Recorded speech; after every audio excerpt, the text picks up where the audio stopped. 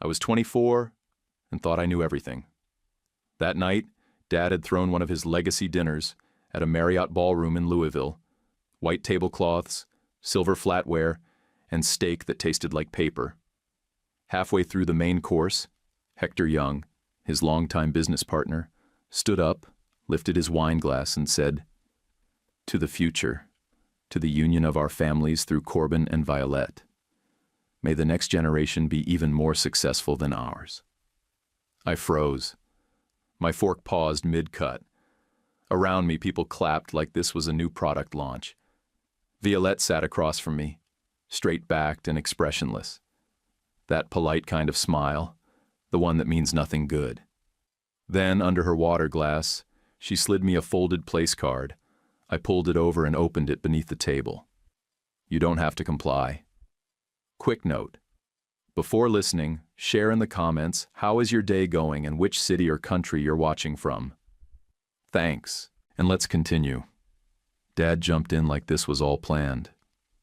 This merger isn't just about product lines. It's about family, continuity, stability. The federal supply contracts are only the beginning. Hector nodded. We're aligning not just brands, but blood. They've known each other since they were teens. I hadn't seen Violette in nearly 4 years. This was the first I'd heard of any engagement. My jaw locked. I counted 3 breaths. My throat burned like I'd swallowed gravel. I said it loud enough for the waitstaff to look over. "I'm not marrying anyone you two contract out." The table went still. Chairs scraped. A cousin across the room coughed into her napkin. Violette didn't flinch. She just gave a small nod, like she knew I'd say it. Hector's jaw clenched so hard I could hear his teeth. Dad leaned forward, eyes hard. "Sit down, Corbin. Don't embarrass yourself." "I'm not a barrel you can roll into a corner, Dad." Someone chuckled from the back of the room. Probably drunk. Didn't help. "You're being dramatic," Hector said. "This is about security, not feelings." "No," I said. "This is about control. And I'm done being traded." I stood up. My legs shook, but I planted both hands flat on the linen. The tremble stopped. Dad's voice dropped low, dangerous. "You walk out now, you'll blow a federal deal. Buy a new one." His face flushed dark red. "You'll repay this, either by marrying Violette or by losing every comfort you've ever had." I didn't look at him. I looked at her. Violette. She tilted her head slightly, like she was watching a dog pick a fight with a fence. Then she said, calm and even, "No marriage should sound like a threat." "Violette," Hector snapped. "Not now." She didn't say another word. She didn't need to. I pushed back my chair and let it screech across the marble floor. "I'm not for sale." Then I walked. The whole room watched me go. I didn't rush, didn't look back. A busboy held the door open. As I passed, he said, "Good luck." I remember the sour hotel carpet, the cheap art in the hallway, some blurry sunset print, and the way the door clicked shut behind me like a vault. An hour later, Violette sent me a photo, a term sheet. My life, written out like an asset list. Percentages, timelines, even future kids penciled in like shipment quotas. Below it, her message read, "Keep this. You might need proof." I saved it. At 6:12 the next morning, my phone lit up with Dad's name. No good morning, no warm-up. Just, "You have 2 choices. Marry Violette by July 9th, or you walk away from the house, the car, the card, and the salary you didn't earn anyway." I sat up on the couch I hadn't even fallen asleep on. "Fine, I'll earn it myself." He let out a breath like I'd just confirmed what he'd wanted. "You won't last a month." "I guess we'll see." I hung up before he could say anything else. It felt petty. It also felt like the first real choice I'd made in years. By noon, it started. The company driver showed up in the driveway and waited like he was just making a pickup. No eye contact, no small talk. Just held out his hand for the keys. 10 minutes later, a guy from security let himself in and boxed up my suits like they belonged to someone dead. My phone buzzed twice, then went dark. I checked the screen. No service. That's how fast old money moves when it wants you to feel like you never had any of it. Before the shutdown hit completely, a few group texts popped off. One guy I used to think was a real friend, Grant, wrote, "You'll be back. Just say yes." That stung more than I expected. Not because he was wrong, but because it told me exactly how folks saw me, like a spoiled rich kid throwing a fit. Like I'd fold when the heater kicked in and the granite counters disappeared. I opened up a side account I'd funded last year after selling an old Moto Guzzi I'd fixed up in college. $2,180. Not nothing, but not enough to land soft either. I threw clothes and toiletries in a black duffel and left the gate pass on the counter without a note. Out on the highway, a tire started to lose pressure near mile marker 74. I pulled off at a turnout, found a plug kit at a gas station for $8.99, and sat on hot gravel patching the sidewall myself. The pump was slow and stiff. My hands were black with dust and sealant by the end, but I didn't call anyone. I didn't need to. Around 2 that afternoon, Violette texted once. Just one message. "I'm going to blow up my end of this too. Don't contact me for a while." Attached was a thread of emails. In one, Hector referred to me as a variable to be contained. Not a person, a variable. I kept driving west until the interstate got quiet and the billboards started peeling. Around 3:40, I stopped in a county I couldn't name and bought gas, a protein bar, and a coffee that tasted like a wet paper bag. The woman behind the counter didn't smile, didn't ask where I was from, and that made it better. I didn't want anyone's eyes on me. That night I parked near a little league field. Lights clicked off at midnight, then flicked back on at 4:58. Sprinklers hissed to life. I sat there in the driver's seat, staring out at the empty grass, thinking this was it. This was what I wanted. Freedom. No obligations, no deals, no legacy dinners. But the only thing I really felt was hollow. A few hours later, I found a payphone near a post office. It smelled like old gum and pennies. I fed in quarters until it rang. Dad answered on the second ring. "You made your bed," he said, just like that. "I'll build a new one." I didn't wait for a reply. I hung up and walked away. The wind was picking up a little, sharp and dry. I grabbed a paper off a vending box out front, not because I cared about the news, but because I needed something to look at that wasn't my own mess. On the front page was a photo. Small-town veterinary clinic offering free spay days. A woman in scrubs, dark blonde hair tied back, holding a beagle like it was made of glass. Her eyes were bright, serious but kind. The headline was barely noticeable.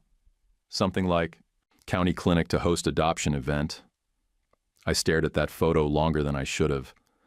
There was something in her face that made me stop.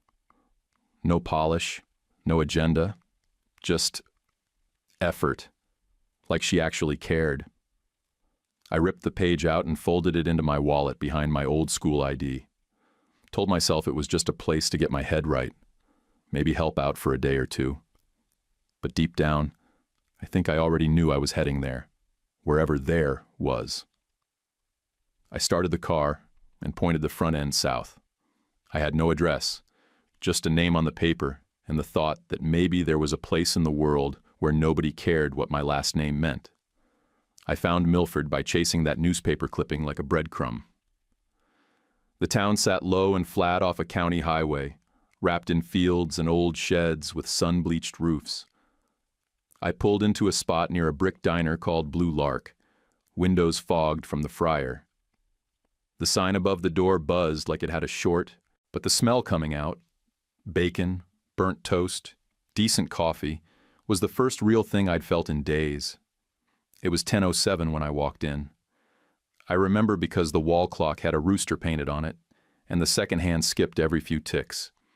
I picked the counter over a booth, something about being visible but not expected to talk. Melanie came in about 10 minutes later. Shoulder-length hair pulled back, jacket with Mel stitched over the chest. She carried a canvas tote with a stethoscope peeking out and ordered hot tea and a cinnamon roll like she did it every morning. She nodded to two old men near the window who were arguing about spark plugs. Then she sat 2 stools down from me, left her bag on the counter, and didn't say a word. I looked over once, then again. "You work at the clinic?" She glanced up just enough to make eye contact.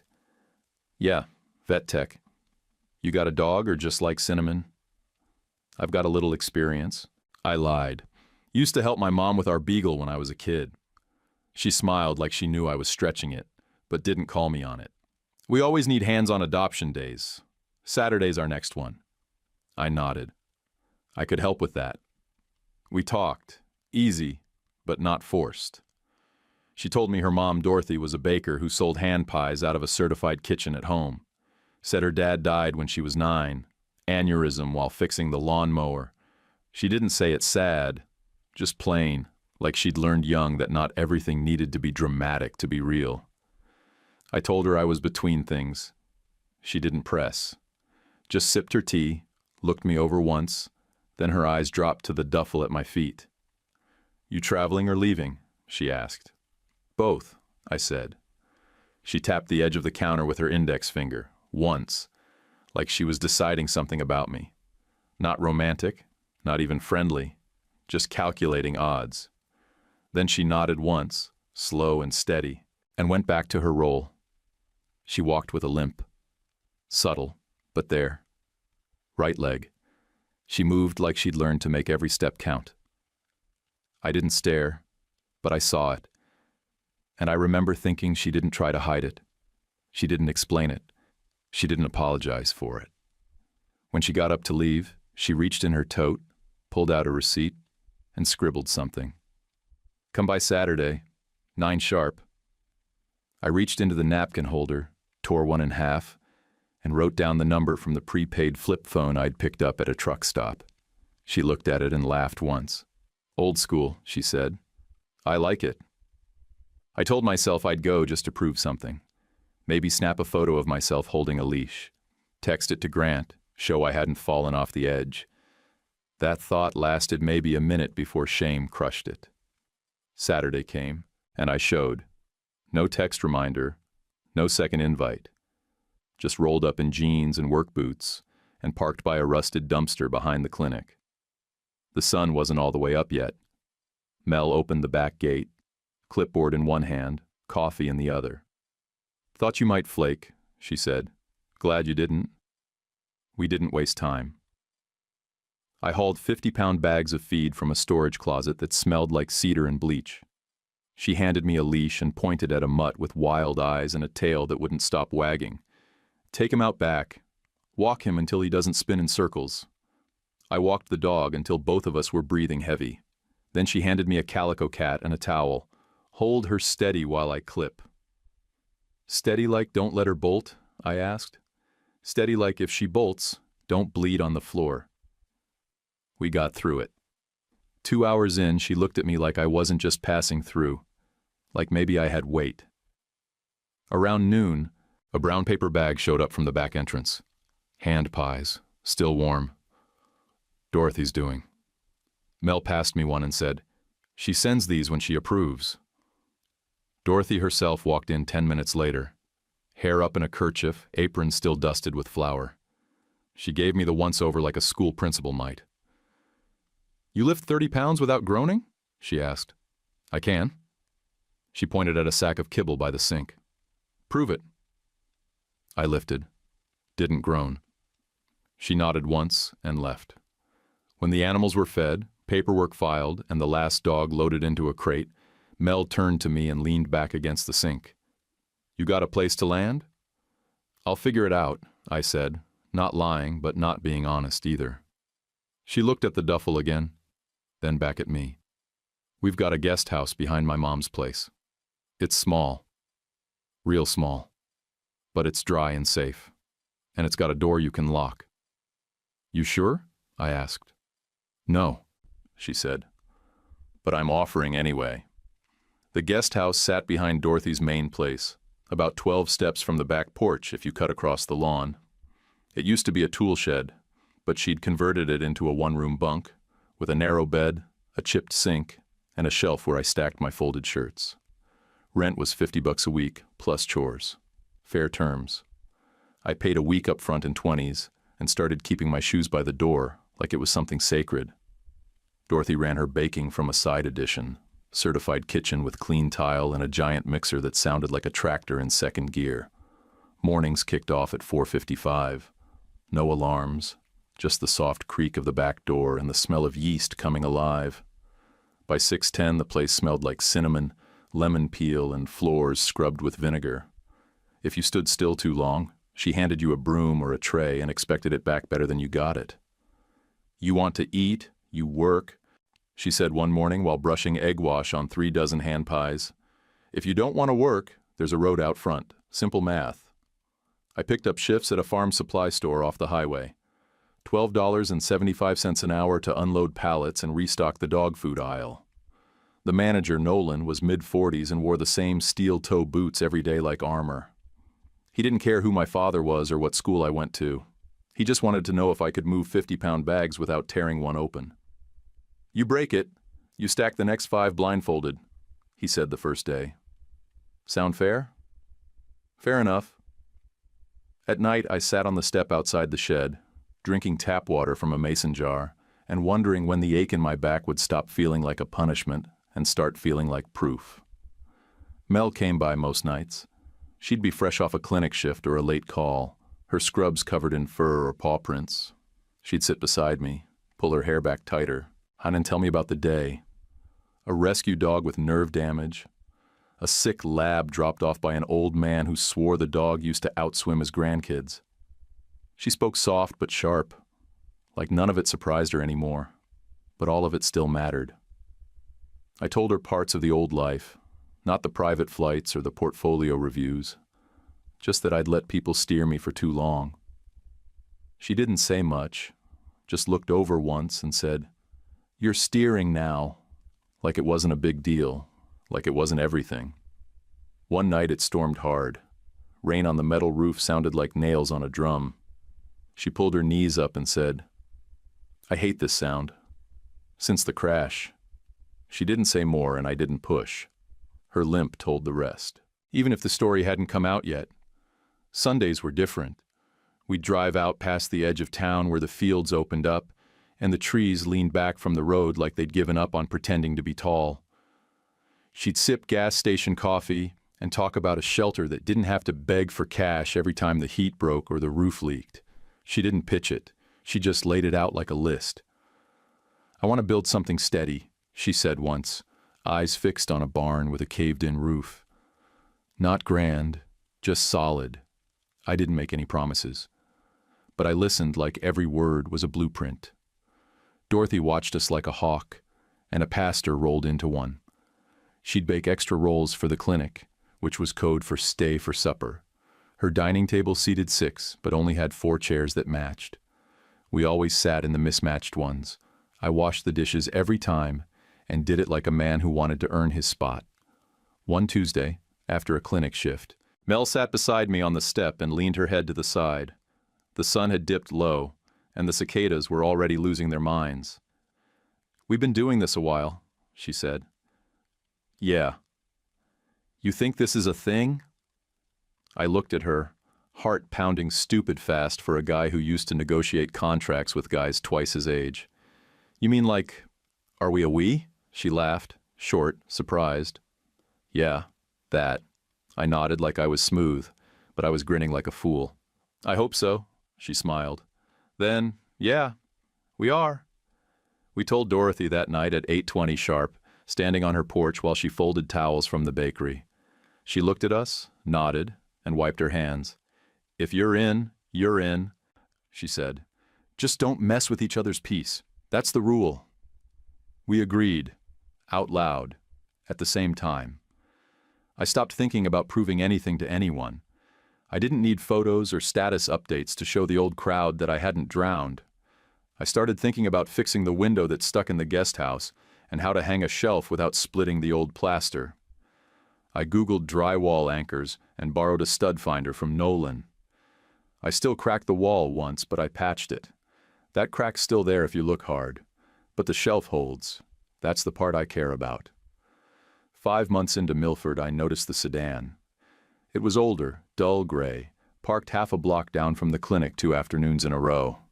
Same spot, same angle, engine off, driver inside.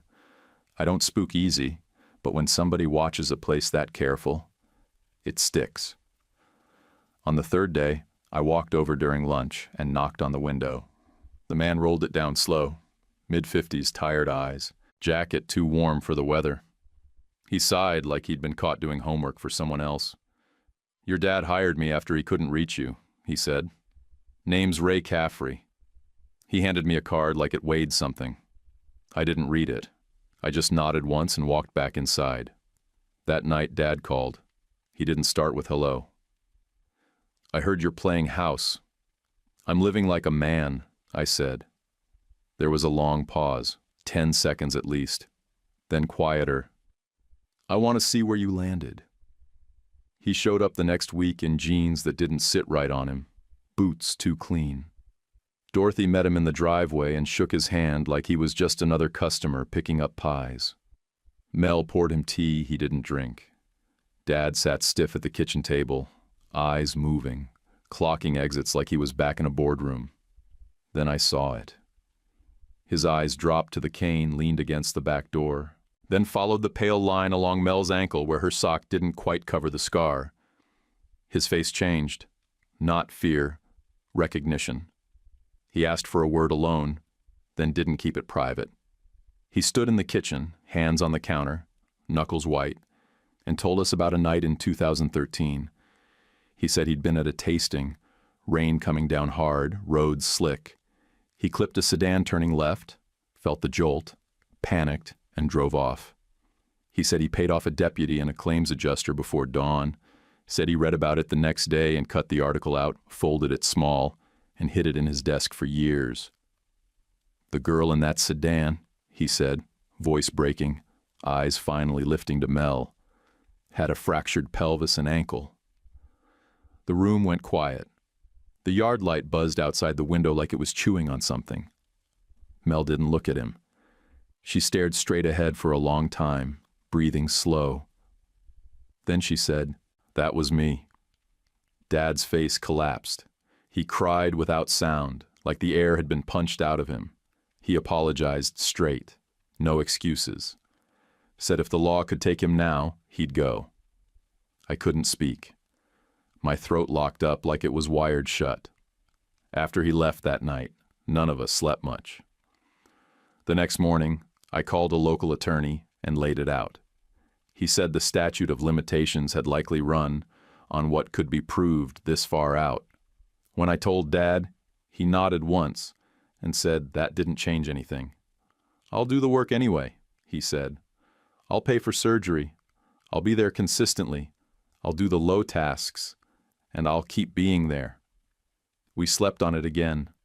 Dorothy said she believed in penance if it held over years, not weeks.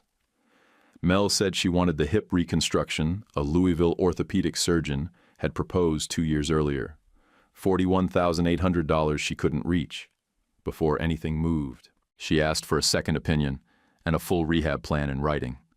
Risks, timelines, work. She wanted it all spelled out. Dad wired the money the next morning. Not to a fund, straight to the hospital and the surgeon. Then he sat in the waiting room for 12 hours, said nothing, held Dorothy's coffee when her hands shook. The morning of surgery, I walked Mel down the hall until the doors swung open. I held her hand while they prepped her. She squeezed once and said, "You're enough." I held on as they rolled her away. Rehab started 3 days after the surgery. 11 weeks of slow gain and fast frustration. Mel hated the harness they strapped her into. She hated the fake cheer from the techs, hated the endless repetition of movements that felt like failure half the time. But more than anything, she hated the stairs. They scared her more than the pain. Dad drove her to every session. No complaining. No talking unless she wanted it. Most mornings he sat in the waiting area with Dorothy and made lists for the shelter. He didn't act like it was penance, but it was. You could feel it, like he was settling accounts with more than just us. I picked up 2 extra shifts a week at Nolan's. My hands stayed cracked and rough, but I learned to cook decent. Eggs, potatoes, whatever didn't burn. Dorothy watched from the kitchen table sometimes, sipping tea while I tried not to screw up basic meals. She never corrected me. But every time I left an eggshell in the sink, she just happened to wipe it up without a word. We didn't aim for milestones, we just kept going. 1 load of laundry, 1 physical therapy stretch, 1 dish drying on the rack. Nothing fancy, just the next thing, and then the next. One afternoon around week 4, Ray Caffrey came by. He didn't linger, just knocked on the guest house door and handed me a manila envelope. "He put me on you again," Ray said. "Not your father, Hector, different firm. Hired me to see if you'd crack under small-town pressure." I stared at him. "And you said yes?" "I said no last Friday, that's my resignation." He nodded at the envelope. "There's emails in there. I figured you should have copies." He paused, looked toward the main house where Mel was inside, propped up on a pillow, reading with a heating pad. "You've built something here," Ray said. "Some people don't like that. They like leverage." I said, "He doesn't have it." Ray shrugged. "He's trying really hard to pretend he does." By then, I had a folder labeled proof, the term sheet photo Violette sent, the email thread where Hector called me a variable to be contained, Ray's resignation, and the voicemail, Hector's voice offering a bribe to a state inspector about a labeling audit, all in one folder, zipped, backed up, and printed, just in case. That night, Violette messaged from a number I didn't know. "My father's leverage is mostly bluff," she wrote.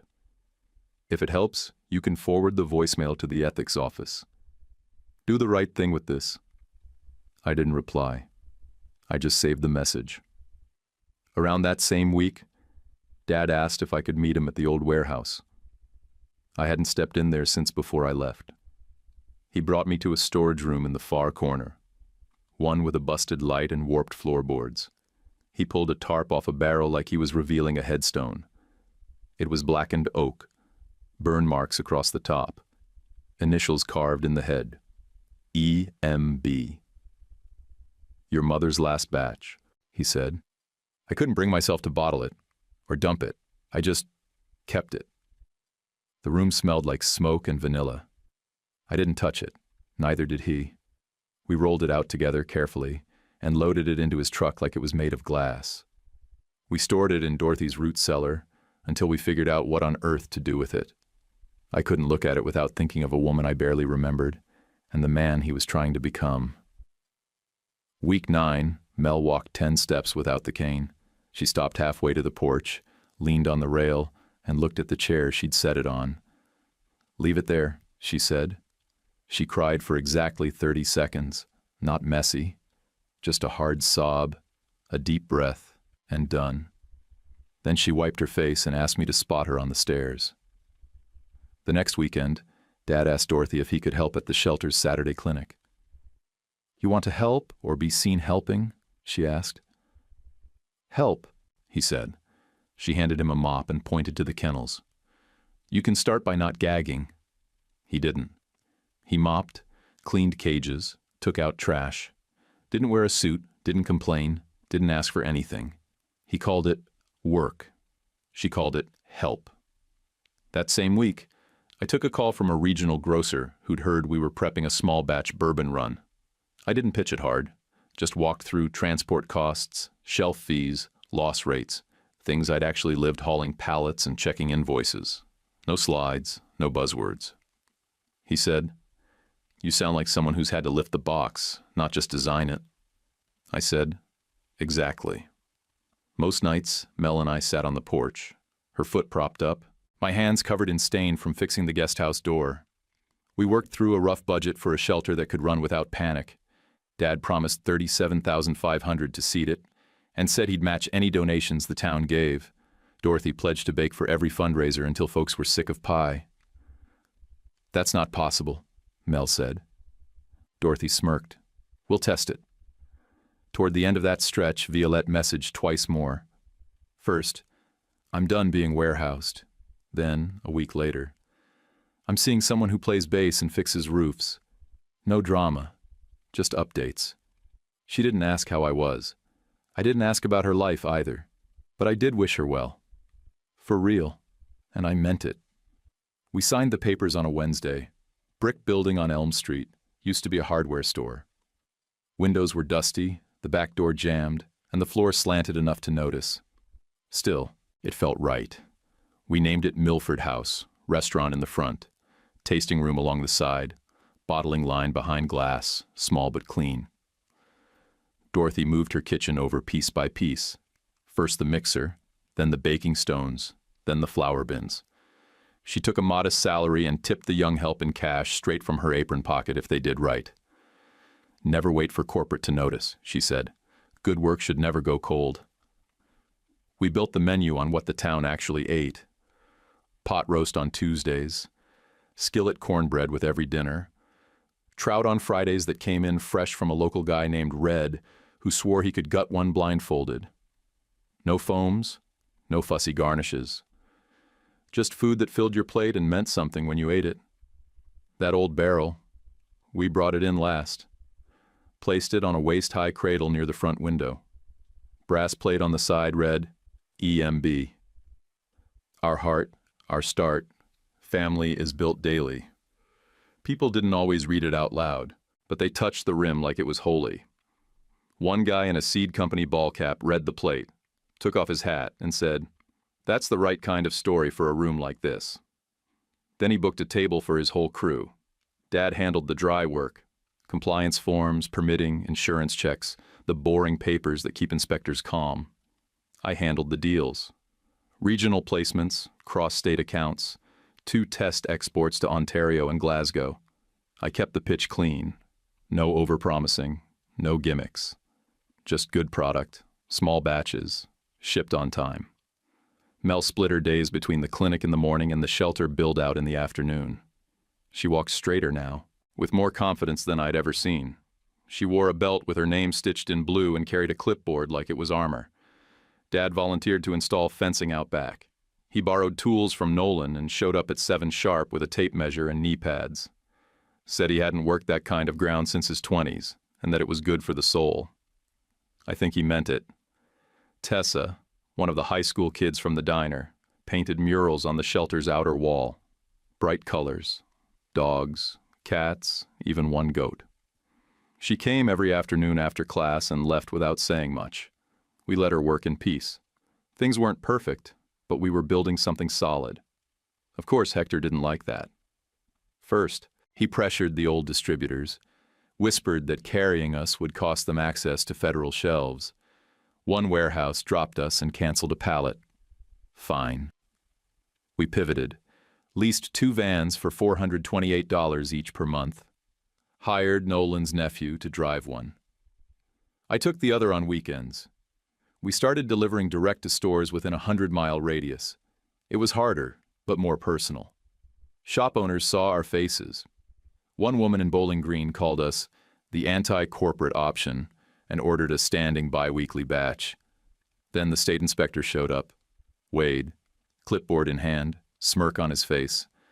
I knew the voice from Violette's voicemail. He walked in like he owned the floor. I met him by the tasting bar and handed him a printed packet. Every rule, every checklist, every label.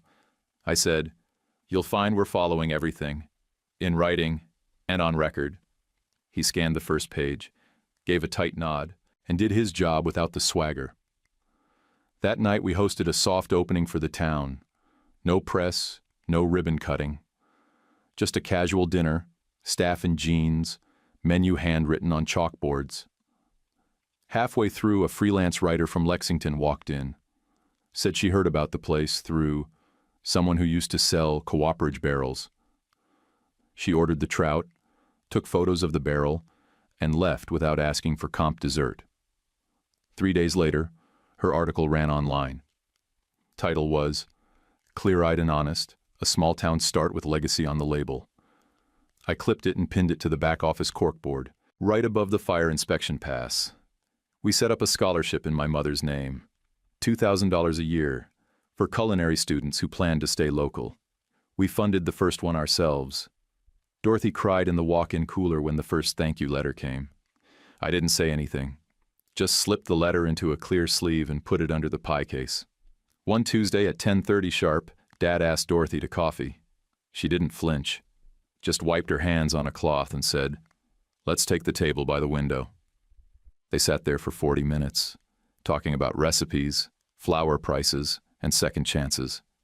They didn't touch hands, but it was there, in the way they spoke without pushing, like two people learning how to sit beside each other again.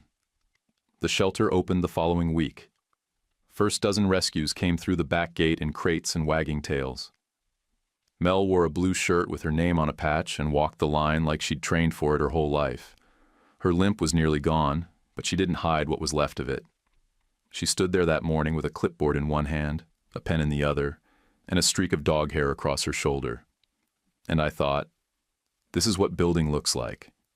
Not talking about it, not tweeting about it, just being there, nailing the boards down, and cleaning out the bowls because the dogs don't care about your legacy. They care about being fed, being walked, and being seen. And we were seeing them. The letter showed up on a Thursday morning.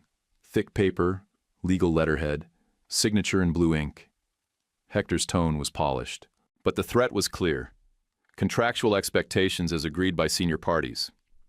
My attorney read it once, raised an eyebrow, and said, "That's not a contract. That's an unenforceable intention between old men with pens." I framed it, hung it right under the barrel plaque in the office, front and center, wrote "Nope" across the glass with a red dry erase marker, and left it there for every delivery guy and prep cook to see. 2 days later, the state audit got scheduled. Labeling review. Wade came back. Same clipboard, less smirk. This time he was polite. I gave him full access, clean files, batch logs, even a tour of the bottling room. Then I handed him a flash drive with Hector's voicemail. The one Violette gave me permission to send. My attorney had already passed a copy to the state ethics office. Wade didn't say much. Just slid it into his folder and said, "Thank you for your cooperation." A week later, the notice dropped. Investigation opened into third-party interference. That was the headline. I didn't celebrate, just grabbed my notebook and got back to holiday purchase orders. Sugar was up, shipping was late, and the cranberry guy still hadn't returned my call. Real problems don't wait for victory laps, but Hector didn't go quiet. He came in person. It was a Tuesday, about 10 minutes before lunch service. Walked through the front door in a suit so dark it looked out of place in daylight. Tie too tight, posture stiff. Mel spotted him from the prep window and said, "Company." I met him in the lobby. "You'll regret this stance," he said. "Shelf space is not unlimited." "We're filling shelves one truck at a time," I said. "We'll be fine." Dorothy walked out of the kitchen, wiped her hands on her apron, and said, "Would you like some coffee while you try to threaten my family?" He didn't. Then Violette stepped in behind him, wearing jeans and a work jacket, hair pulled back, eyes steady. She walked past him like he wasn't there and stopped at the front counter. She looked at him first. "I'm not your line item." Then she looked at me. "Do you have the thing?" I pulled a manila folder from under the counter. Inside, clean printed copy of the term sheet. The one they drafted about my life like I was a merger, not a person. I handed it to her. She opened it, tore it straight down the center without even looking at the pages, and laid the pieces on the welcome table. Hector's face went red. He bent to gather the scraps, hands shaky, trying to collect his power like it still meant something. Dorothy walked over with the broom and dustpan. "You done with these?" Violette nodded. "All yours." Dorothy swept the pieces in one smooth motion and carried them out the back like yesterday's receipts. By Friday, the Milford Herald ran a piece titled, "Milford House and a Family's New Chapter." The last line stuck with me. Sometimes the story isn't who gets the biggest slice, but who shows up to do the dishes. That same day, a distributor who'd ghosted us 6 months back called, said they respected how we handled heat, wanted to reconnect. I told them the new terms: modest, fair, and non-exclusive. They agreed. That night, Mel and I sat on the back steps with our feet in the gravel. She said, "I forgave your father, but I haven't forgotten. I want that remembered on purpose." I nodded. "That's fair, and it's right." Later, Grant sent me a photo, him at a bourbon gala, tuxedo sharp, Hector in the background smiling like nothing was broken. Caption said, "Miss you here, man." I replied with a picture of the shelter's adoption board. 12 names crossed off. "I'm good." We didn't toast. We didn't post. That night we hung a $10 string of lights in the courtyard out back. Crooked, buzzing, bright.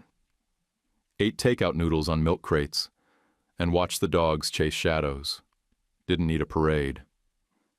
We got married in late April, under the wide maple behind the shelter. It was warm enough for short sleeves, cool enough for a breeze. I wore a gray suit I bought off the rack for $218. Mel wore a plain dress Dorothy altered at the kitchen table. No lace, no train, just clean lines and quiet beauty. We stood under that tree while Nolan's niece played a violin off-key and the dogs barked from the shelter yard. No vows about riches or legacy. Just us, hands locked, saying we'd stick. Simple as that. Dad stood up before the cake came out, said a few words. Didn't mention business, no metaphors.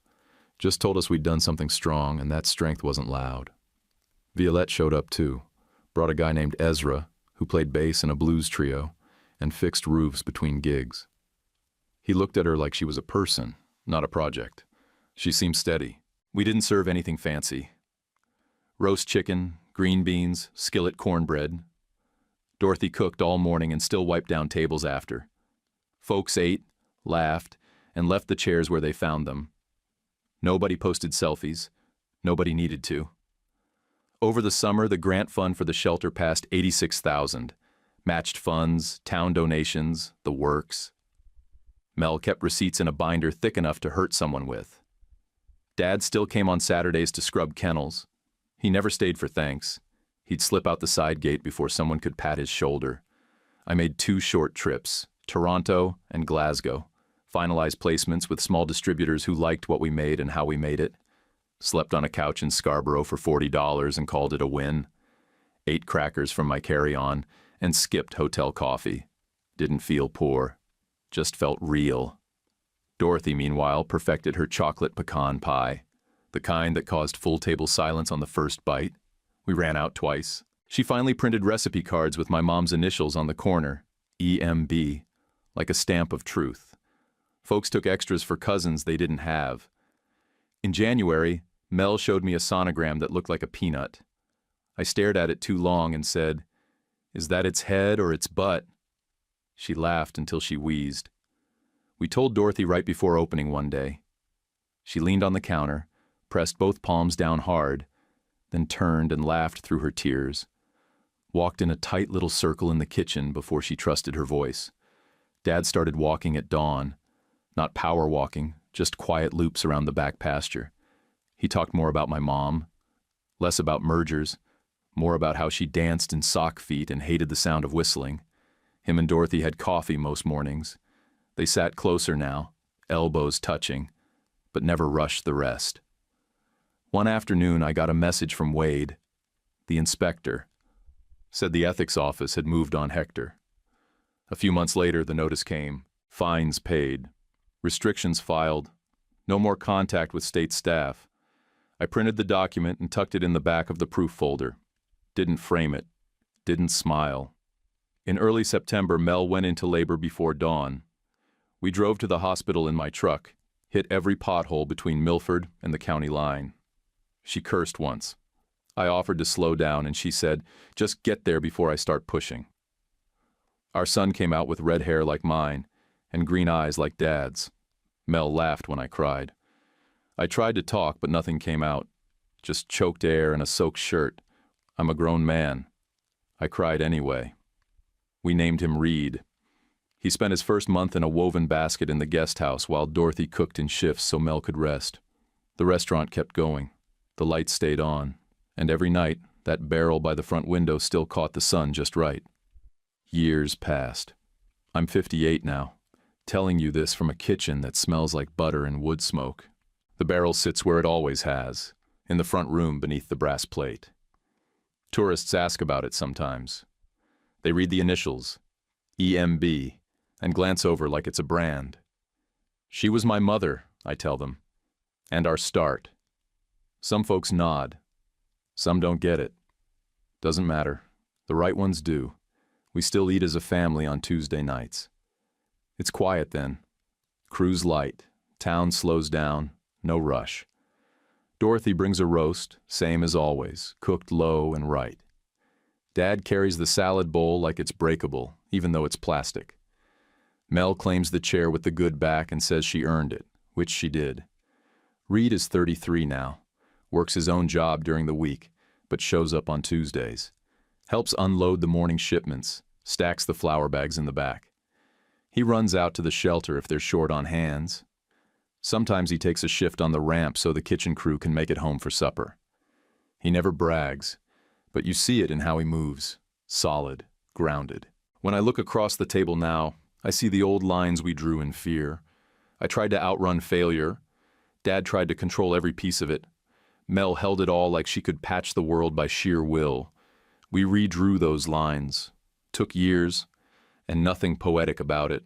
Just 100 dinners, 10,000 small choices, and the discipline to be there when it was easier not to. Violette still sends holiday cards, postmarked from Arkansas, stamped with hand-drawn trees or guitars. Ezra teaches music now, and she writes short notes in neat script. They sound peaceful. I'm glad she got out. Hector's never written again. That's fine by me. Grant came through town once, sat at the bar, ordered a neat pour of something we aged right there on site, looked around and said, "You did all right." I poured him a half shot. Told him, folks don't have to be enemies, but they don't have to be friends either. He nodded, left a 20, and walked out like he'd never said anything stupid. I let it be. The shelter never ran out of supplies. Donations kept up. Dad still goes in every Saturday to clean cages and mop the side hallway. Says he doesn't mind the smell. I believe him. Penance doesn't always look like an apology. Sometimes it's just a mop and a schedule you don't break. Dorothy and Dad took their time. Didn't rush. Didn't explain. Quiet ceremony 5 years ago. Just them and a witness at the courthouse. Reed noticed the rings first. He said nothing. Just smiled into his lemonade and passed the potatoes. If you came by tonight, you'd find us all there, passing plates, refilling drinks, telling the kind of stories that sound small but last. One about the mutt who came back after 3 days. One about the pie that cracked and still sold out. One about a deal we didn't need lawyers for because both sides showed up honest. No speeches, no drama, just people who chose each other again and again. Home, I've learned, isn't the land or the house. It's not the money or the name on the sign. It's the table. The one where your I is heard and your we is guarded. That's the whole thing for me. And it's enough. Hey, real quick, before you scroll, let me ask you something personal. If someone who hurt your family showed up years later trying to make it right, would you let them back in or shut the door for good? If you've got the hype feature, tap it now to help this story reach more people. It means a lot. And hit like and subscribe. It's just one click. But it really helps us keep sharing these stories. Drop a comment too, even just good one, or your take on that final choice. Love you guys.